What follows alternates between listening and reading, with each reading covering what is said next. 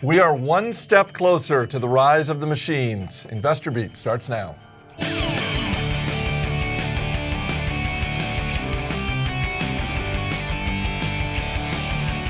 Thanks for watching. I'm Chris Hill. The Federal Reserve's two-day board meeting kicks off on Tuesday, with some wondering if tapering will finally begin for the QE program.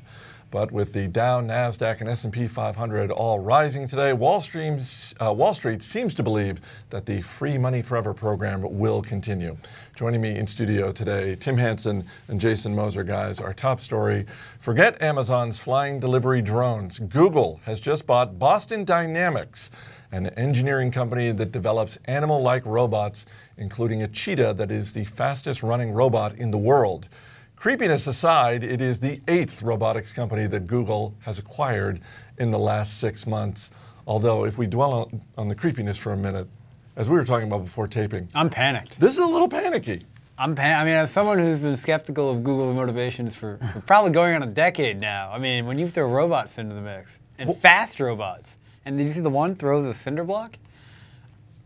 I mean, I don't know how you stop doing no evil when you've got robots on your team. Well, what about that? This is a company that is far and away the leader in search. We've talked about the driverless cars. Again, it's the 8th robotics company they've bought in half a year.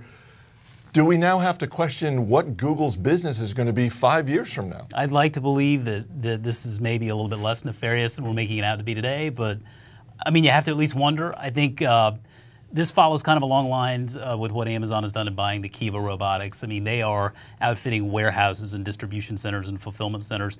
I'd like to believe that Google is looking to employ this kind of technology for something like that first and foremost. But yeah, I mean, when you see the videos there, you can't help but sort of think 10 and 20 years out how scary this actually could be. So between this and the delivery drones, if you're an investor and you're thinking, you know what, this is the wave of the future, more and more robotics companies are going to be out there, what's the way to play it? Do you just buy Google because they're buying all the rest? It's a good question. You know, I was actually at a Coca-Cola bottling plant in Peru recently, and they have fully automated their entire distribution system. So they invested a lot of money, and basically these trucks roll in, drop stuff off, and then no humans are allowed to touch it until it gets dropped back off and the humans are allowed to go here area. And it's these like robotic forklifts that drive around and move all the pallets, and they never run into each other because of all the software and whatnot. It's pretty remarkable stuff. I think the way to play it from an investment angle isn't necessarily in the hardware, which seems like it would become commoditized at some point, but in either the IP, which is where Google seems to be accumulating assets, or in the software that, you know, gets them talking to each other so they don't make mistakes and target Jason instead of, say, myself. Fair enough. Let's get to some of the day's movers and shakers. Shares of Tiffany hitting an all-time high after getting an upgrade from Canaccord Genuity.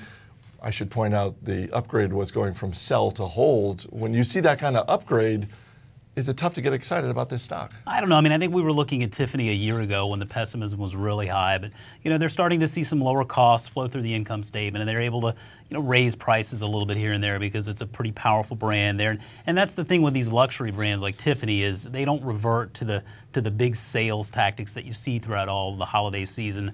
So I mean, yeah, the time to buy the stock was a year ago when the pessimism was at its height.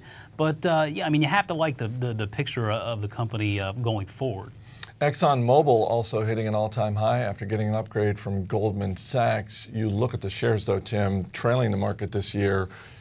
Part of this report from Goldman Sachs was calling ExxonMobil a great defensive investment. Is that really the best way to think about it, that this is not a way to grow your wealth? I don't know. I mean, I think ExxonMobil is a little bit riskier than people give it credit for, mostly because their depletion ratios are pretty high, and they're, like a lot of companies, depending on where oil prices go, are going to need to invest quite a bit to make sure that they continue to find oil going forward. And then you've got the added sort of unknown of how much oil does the world consume going forward over the long term. So I think people like to think about ExxonMobil as being very defensive because that's what it has been in the past, but it's not clear to me that its past, or that its future looks like its past.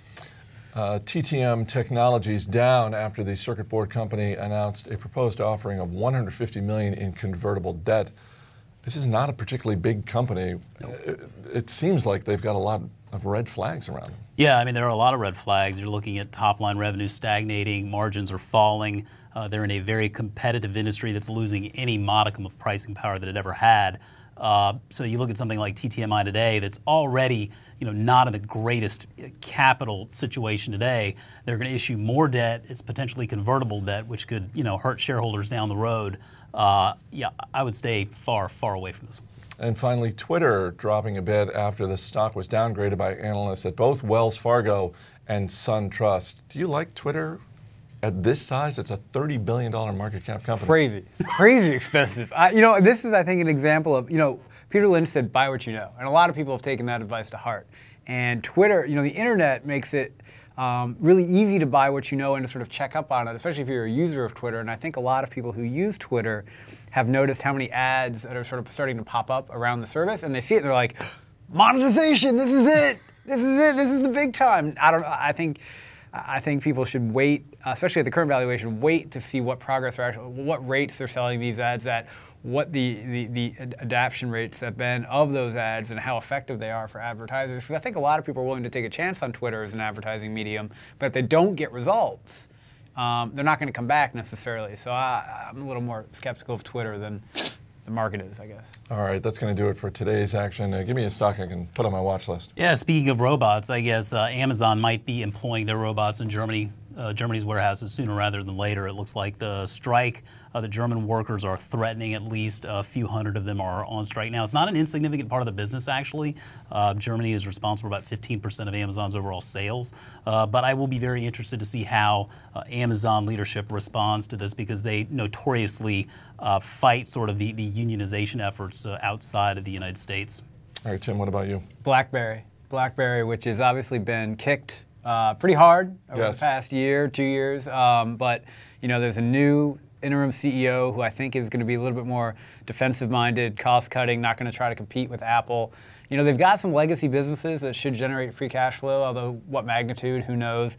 And obviously, Prem Watsa has shown that he's willing to give them cheap capital. Now, obviously, making your company smaller actually is quite expensive because you have to pay severance and those sorts of things. So the math is a little bit hairier than it would appear, but at like a $700 million enterprise value, kind of interesting. And they've got results coming out at the end of the week. And if they're bad and people want to do window dressing and get rid of BlackBerry for the end of the year, it could get even cheaper still. And if they have any robots, maybe Google buys them. Yeah, now's the time. If you're making robots, tell somebody. Put it up on Twitter. Give Larry Page a call. All right, for Tim Hanson and Jason Moser, I'm Chris Hill. Thanks for watching. We'll see you tomorrow.